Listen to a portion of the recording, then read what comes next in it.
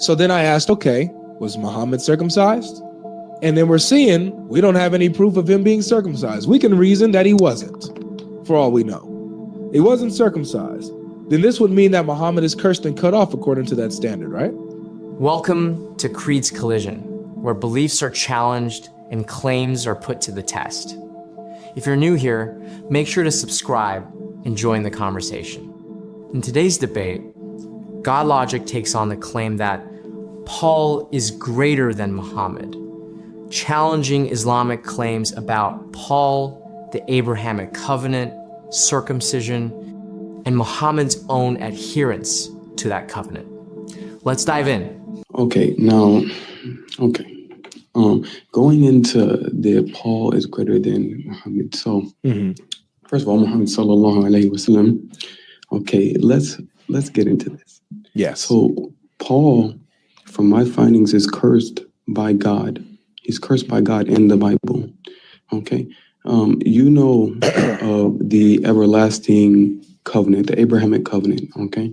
And you know that the people who are under this covenant and who are from these people.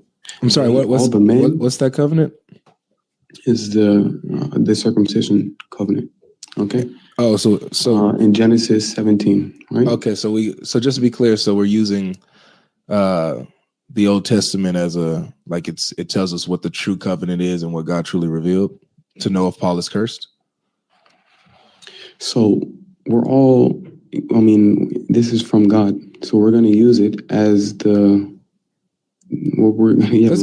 good enough. God's word that's good. So the Old Testament is God's word. That's good. Okay, continue. I didn't say the Old Testament is God's word. I thought that's what you just said. But wait, brother, we gotta lay a foundation, because if you're gonna say Paul is cursed based on this, then you're speaking in objectivity. So is the Old Testament God's word in which he revealed the everlasting covenant of Abraham? No, the direct revelation from God to his servant, that is God's word, okay? And these things that they were said to the people, okay? And they were recorded. So I'm not going to say that every single word in the Bible is from God's word, the direct revelation from God. So I'm with you. So in the Old Testament, when God is speaking directly, that's a direct revelation from God, correct?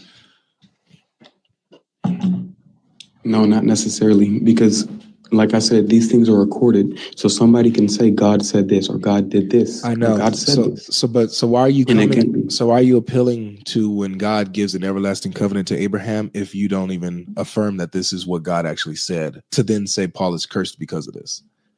Sure. You can play that game. Okay. Play what game? Okay. Everybody who is of the Abrahamic faith knows that all men are to be circumcised. Based on what? Based on the revelation from God to Abraham, which is where followed from generation to generation. Where do we find that revelation that everybody's supposed to be under the Abrahamic faith and his covenant, that every male is supposed to be circumcised? We find it recorded in the Old Testament or in the Torah. So you are affirming the Old Testament as the revelation of God then? Yes, I am affirming that. It has the revelation of God, correct. I did not say that it's the full revelation of God ever. So can we move on? The religion of yes, no, huh? Yes, no, yes, no, yes, no. Mr. Logic, I made myself very clear. Can we move on? So I'm very respectful. Can we move on? So hold on. So let's make sure that we settle this, because you're double talking. You're backtracking. You're saying yes and then no, and then no, and then yes, and then yes, and then no on the same question. No, I never said this. So hold on a second. 1 second. Go ahead, and I'll clarify myself. So just to be clear, is the Old Testament the revelation of God that you're pulling from to learn about what the covenant of Abraham is? The Old Testament contains the revelation of God and knowledge from God. Awesome. Okay, so the Old Testament has the revelation of God in it, guys. So the Old Testament is revelation from God, has the revelation of God in it, and that is what we can use to judge if somebody is cursed, correct? Like a Paul or Muhammad or anybody. right? Yeah, anybody, yeah. All right. Okay, can we go forth now? Can we go forth with what I was originally saying, please? Yep. Go ahead now. Now that we have that Okay. foundation set. Okay. Okay.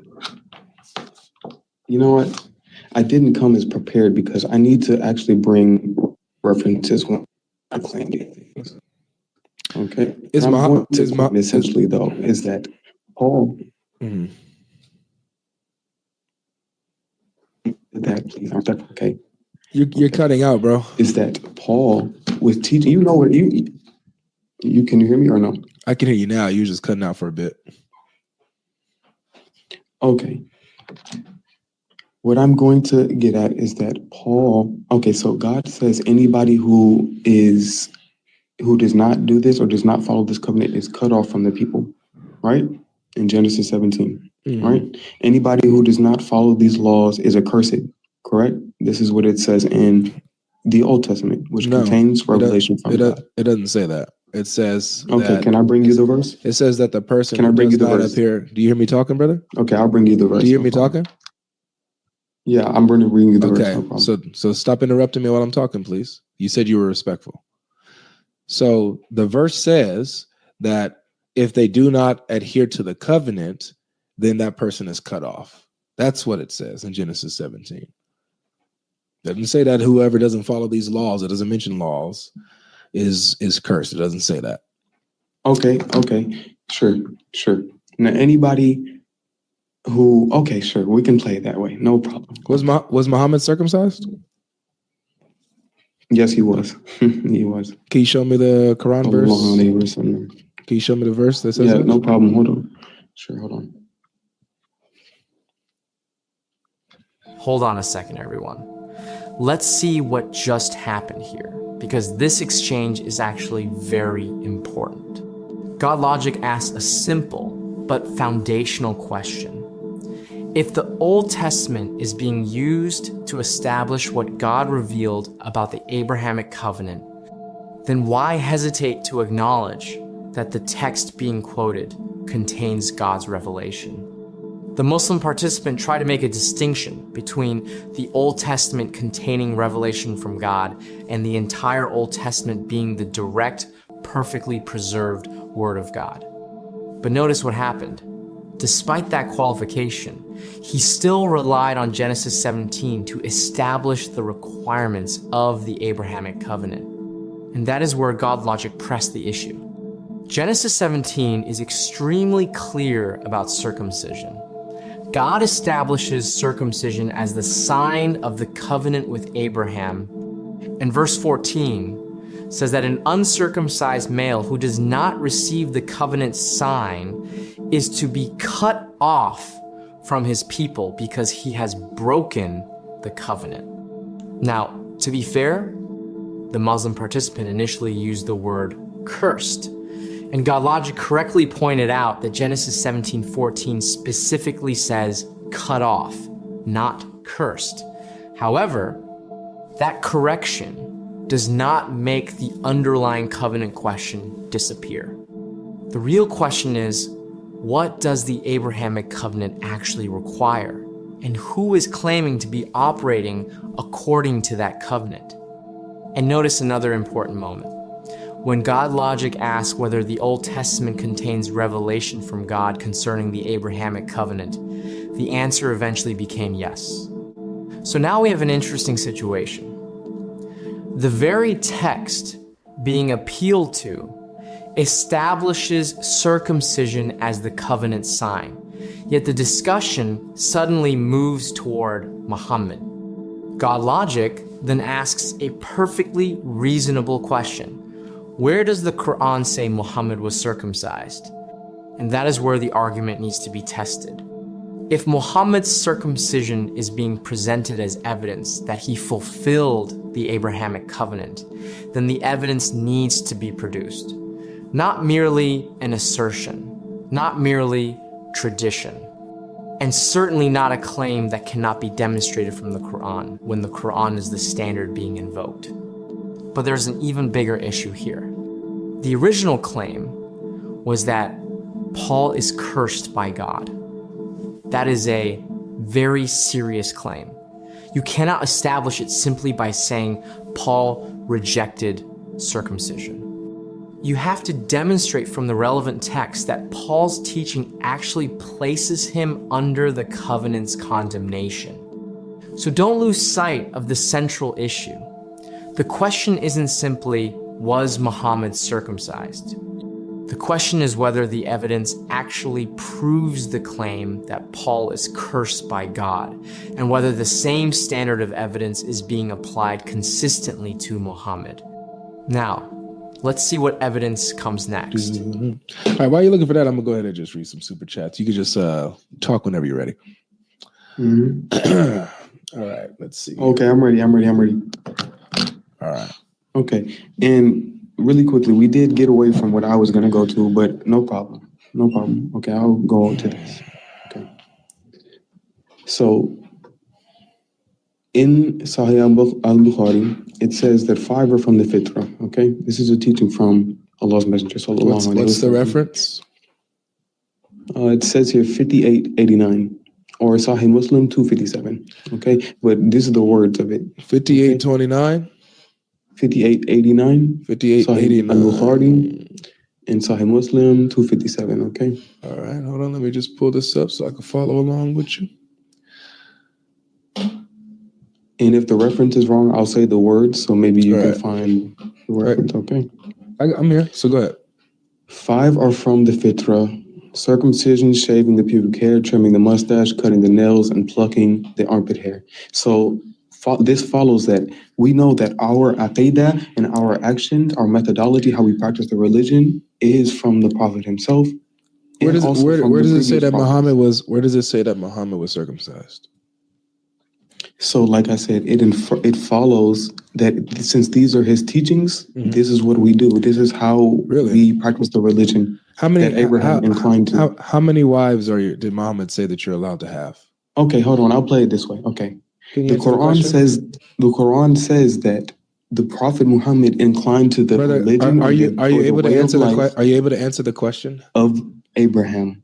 Are you able to answer the question, please? He did what Abraham did. I'm gonna give you another chance so that you don't go into bot mode. I'm gonna give you another chance. According to the Quran, what did Muhammad say is the amount of wives that you're allowed to have? According to the Sharia of the Quran, the final revelation of God is 4 for a man. Okay. Did Muhammad follow that? Did Muhammad limit himself to 4 Muhammad wives? is excused from this. He's excused from this. Muhammad is excused from it. So even though it's a law that Muhammad taught you as part of your belief in your religion and your Sharia, Muhammad was excused from it. So how do you know that Muhammad is included in this fitra here, the characteristics of the fitra, that this is also incumbent upon him? You don't know that. Show me where Muhammad himself. I guess that follows. Okay, right. Sure. So show me where Muhammad himself is circumcised, please. I don't care about him teaching you to be circumcised. Where is Muhammad circumcised? Yeah, I don't have any direct proof. So then is Muhammad... Okay, can I go back to my original point? No, just really quick, because your original point was... I conceded, okay? Well, now we got to understand the consequences of your concession. I just don't have proof that he's himself, but that's fine. So let me show you the consequence of your concession. The result of your concession is this. Your main point is that if you are not an adherent to the everlasting covenant of Abraham, which was circumcision, then you are cursed and cut off. That was your main point earlier. So then I asked, okay, was Muhammad circumcised? And then we're seeing we don't have any proof of him being circumcised. We can reason that he wasn't, for all we know. He wasn't circumcised. Then this would mean that Muhammad is cursed and cut off according to that standard, right? No, repeat what you said, please. If Muhammad is not circumcised, then he's cut off from the Abrahamic covenant, correct? Just like I don't have any direct proof that he is, I don't have any direct proof that he wasn't. So, it's still, I conceded already, bro. So you don't know if Muhammad was adhered to the covenant of Abraham or not, do you? It clearly states it in the Quran. Where? Yeah, show me where in the Quran Muhammad adhered to the covenant of Abraham. Sure. Okay, sure. So the word deen, okay? The word deen means religion or way of life. I don't care about the You're deen. panicking right now. I don't care about Could the you relax? religion. I don't care about any You of got your that time to extra talk, explanation. Mr. Logic. My guy. Mr. Logic, you got your time. I'm gonna give you. This is your last chance. Bro, I see why people don't want to deal with you. Yeah, you do, because I get you guys stuck in your own mouth, and I stick your boot. No, you're just not letting me. I stick my boot on You're your just throat not letting me. because you're guys, not engaging. Because you guys get you're not exposed. engaging. You guys get exposed. Matter of fact, take care of yourself, man. Get off my stage. You already got exposed. You started unraveling and went into bot mode. You're done for the day. Take care of yourself. Enjoy the pot. Should be nice and steaming right now that you're boiling in. Off my stage, man. Hold on a second, viewers. Let's look at what just happened here, because the ending of this exchange is very revealing. The original argument was supposed to establish that Paul was cursed by God because of his position on circumcision and the Abrahamic covenant. But when Godlogic turned the same standard back toward Muhammad, the argument suddenly became much harder to defend. The Muslim participant appealed to the Hadith, stating that circumcision is among the 5 practices of the time's fitrah. But Godlogic wasn't asking whether Muslims are taught to circumcise. He asked a much more specific question. Where is the evidence that Muhammad himself was circumcised? And the response was ultimately an admission. I don't have any direct proof. That concession is significant because the entire argument was built around covenant adherence. Genesis 17 establishes circumcision as the sign of the Abrahamic covenant, and it says that the uncircumcised male who violates that covenant is cut off from his people. Now, to be precise, Genesis 17 does not say cursed in that verse. It says cut off. But once that covenant standard is introduced into the debate, it has to be applied consistently. Godlogic therefore asked the obvious follow-up. If you cannot demonstrate that Muhammad himself was circumcised, how can you confidently claim that Muhammad fulfilled the Abrahamic covenant? Instead of providing the requested Quranic evidence, the discussion shifted to the word times deen, meaning religion or way of life. But that doesn't answer the specific question. The question wasn't, did Muhammad follow a religion associated with Abraham? The question was, where does the Quran explicitly establish that Muhammad fulfilled this particular covenant requirement? And this is where the argument against Paul began to unravel. You cannot establish a standard from the Abrahamic covenant, use that standard to condemn Paul, and then retreat into uncertainty when Muhammad is tested by the same standard. If the evidence is insufficient to establish Muhammad's personal circumcision, then the claim that he fulfilled the covenant through circumcision has not been demonstrated. And notice how the debate ended. Godlogic kept pressing for the actual evidence, while the Muslim participant was unable to produce the specific proof being requested. The discussion eventually broke down, and Godlogic ended the exchange. So, viewers, this is how the debate ended. The Muslim participant became exposed because he could not adequately cover or defend his Islamic claims about Muhammad when the same covenant standard was applied to him. Thanks for watching, and I will see you in the next clip.